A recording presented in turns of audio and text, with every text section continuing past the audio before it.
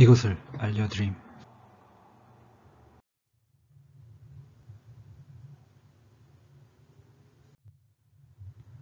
시청해주셔서 감사합니다.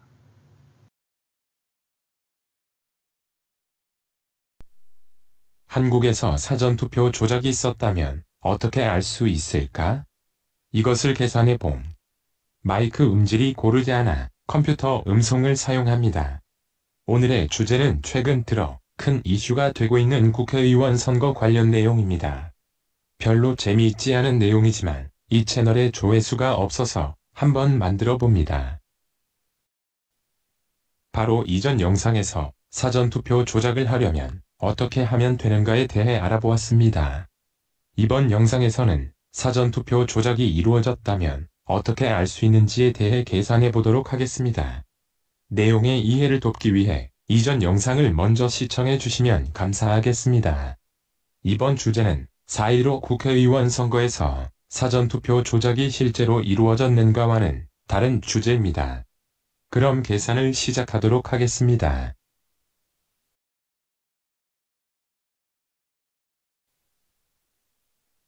이전 영상에서 사전투표의 각 단계를 분석해본 결과 조작자는 4. 개표 시스템 해킹 조작 방법을 선택하게 될 확률이 가장 높다는 것을 알게 되었습니다.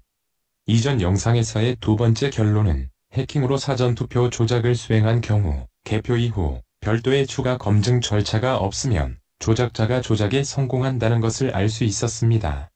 마지막으로 개표 이후 별도의 추가 검증 절차가 있으면 조작자는 증거인멸을 시도하게 될 것이라는 것을 알 수 있었습니다. 이전 영상에서 사전투표가 조작된 방법을 크게 4가지로 나누어 보았습니다. 이 중에 조작자는 해킹을 선택할 것이라는 설명을 드렸습니다. 그럼 해킹으로 조작된 사전투표 조작은 어떻게 발견할 수 있을까요? 첫 번째로 실물로 된 투표의 개수를 비교, 즉 수개표를 해보는 것입니다. 두 번째로 개표 시스템에서 해킹의 흔적을 발견할 수 있습니다. 세 번째로 조작에 가담한 사람들 중 조작을 자백하거나 비밀이 새나갈 수 있습니다. 그럼 실제 상황에서는 해킹이 일어났는지 어떻게 알게 될지 생각해 보도록 합시다. 현행법상 개표 이후 투표지와 개표 시스템은 곧 폐기하도록 되어 있습니다. 이 경우 사전투표 조작을 알 수 있는 방법은 조작에 가담한 사람들의 자백 또는 비밀 누설 밖에 없을 것입니다. 그런데 상대 후보 또는 국민들의 요청으로 수개표 및 시스템에 대한 보존을 할 수도 있습니다. 이 경우 조작자가 아무런 대응 조치를 하지 않으면 사전투표 조작은 발각됩니다. 그러므로 조작자는 증거인멸을 시도할 수 있습니다. 첫 번째로 실제 투표수와 개표 결과의 차이를 없애기 위해 투표함을 바꿔치기 할 수 있습니다. 두 번째로 해킹 흔적이 발각되는 것을 막기 위해 시스템을 바꿔치기 할 수 있습니다. 마지막으로 비밀 유지를 위해 가담자에 대한 압박을 할 수 있습니다.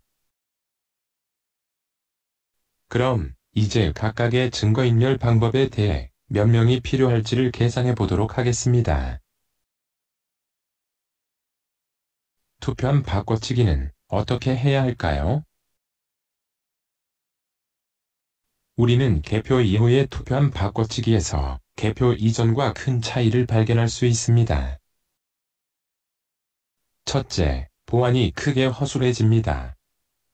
개표 전과 달리 개표 후에는 사람들의 관심이 멀어지고 보안이 약한 곳에서 보관됩니다. 둘째, 시간이 크게 넉넉해집니다. 개표 전에는 48시간 밖에 없지만 개표 후에는 2주 이상의 여유가 있습니다.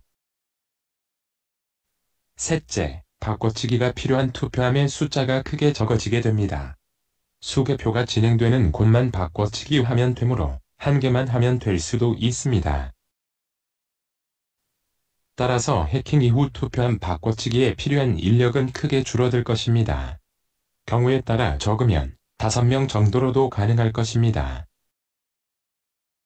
그 다음에 조작자에게 증거인멸이 필요한 것은 시스템을 바꿔치기 하는 것입니다.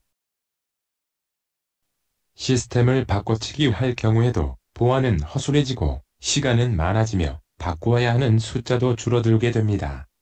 따라서 5명 내외의 소수의 인력만으로도 가능할 것입니다. 마지막으로 조작에 가담한 사람들의 총 인원이 10명 미만의 소수일 것이므로 비밀 유지가 크게 용이할 것입니다. 이전 영상에서 개표 시스템 해킹 자체에 필요한 인력은 최소 1명이면 가능하다는 설명을 드렸습니다. 이번 영상에서는 해킹 증거인멸에 필요한 인원을 계산해 본 결과 최소 10명으로도 쉽게 가능하다는 것을 알 수 있었습니다. 해킹을 완료하고 증거가 인멸된 이후에는 비밀 유지를 해야 하는 조작 가담자들의 숫자가 10명 정도에 불과할 수 있습니다. 따라서 조작자가 사전투표 개표 시스템 해킹에 성공하고 증거도 쉽게 인멸한다면 해킹 사실을 사람들이 확인할 수 있게 될 확률은 상당히 낮을 것입니다. 또한 개표 시스템을 해킹하는 것이 이후 해킹의 증거를 인멸하는 것보다 더 어려울 것으로 보입니다. 따라서 어떤 조작자가 해킹에 성공한다면 증거인멸을 할 수 있을 가능성도 상당히 높습니다. 그렇게 된다면 마지막 가능성은 가담자 중에 누군가 자빅 또는 비밀을 누설하는 것밖에 없을 것입니다. 저도 이렇게 쉽게 사전투표 조작을 할 수 있다는 계산 결과가 나오니까 좀 당황스럽네요. 구독과 좋아요, 그리고 다음 영상을 기대해 주시기 바랍니다.